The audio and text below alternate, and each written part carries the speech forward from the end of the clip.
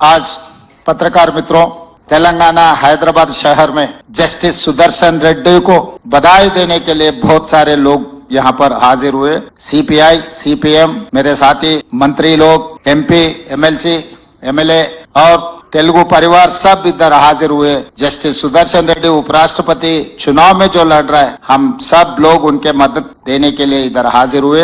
आज देश में बार बार आए थे राष्ट्रपति उपराष्ट्रपति चुनाव, मगर इस मौके पे ये एक अलग समय है, क्योंकि जो प्रधानमंत्री के होदा, गृह मंत्री के होदा पे संविधान को बदलने के लिए, आरक्षण हटाने के लिए जो कोशिश चल रहा है, वो रोकने के लिए, संविधान को बचाने के लिए, आरक्षण बढ़ाने के लिए आज देश में NDA alliance versus India alliance. Justice Sudarshan Reddy is not a member of any political party. He has not taken any membership in any political party. मगर संविधान बचाने के लिए वो पहला मेंबरशिप लिए। इस देश में डॉक्टर बाबा साहेब अम्बेडकर जी ने जो संविधान दिए, वो संविधान बचाने के लिए पहला मेंबरशिप जस्टिस सुदर्शन रेड्डी जी ने लिए। आज इसीलिए हम सब लोग मिलकर जस्टिस सुदर्शन रेड्डी जीत में शामिल होना है। इस देश में नीलम संजीव रेड्डी जी, पीवी नरसिम्हा राव जी, एनटी रामाराव जी, जयपाल रेड्डी जी, वेंकैया नायडू जी, तेलुगु बोलने वाले इस देश के राजनीति में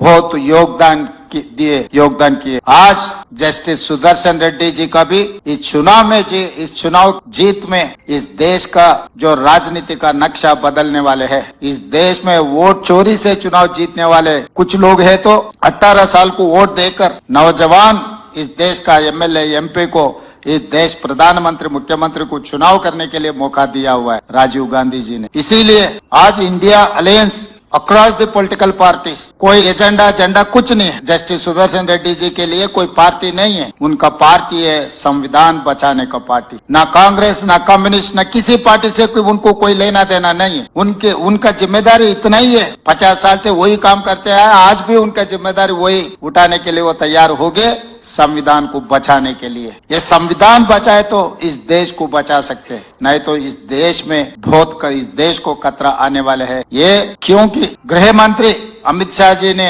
सुप्रीम कोर्ट जस्टिस को पकड़कर आप एक naxalite, Naxalism is one philosophy. It is not any individual. If you don't like any philosophy, you can argue, you can win, but you cannot finish, you cannot, आप गोली नहीं मार सकते। ऐसा कुछ चीज देश में नहीं हो सकता है। सबको बचाने के लिए, संविधान को बचाने के लिए, खासकर उपराष्ट्रपति कुर्सी में legal and constitutional expert justice Sudarshan Reddy अगर वो कुर्सी में बैठे तो देश के लिए बहुत बहुत अच्छा दिन आने वाले हैं। इसीलिए जस्टिस सुदर्शन रेड्डी को इस चुनाव में चंद्रबाबू नायडू जी, पवन कल्याण जी, वाईएस जगनमोहन रेड्डी जी, चंद्रशेखर राव जी, असदुद्दीन ओवैसी जी को मेरा एक ही गुजारिश है, आपके एमपी लोग सब जस्टिस सुदर्शन रेड्डी को मदद दो, इस चुनाव में जिताओ।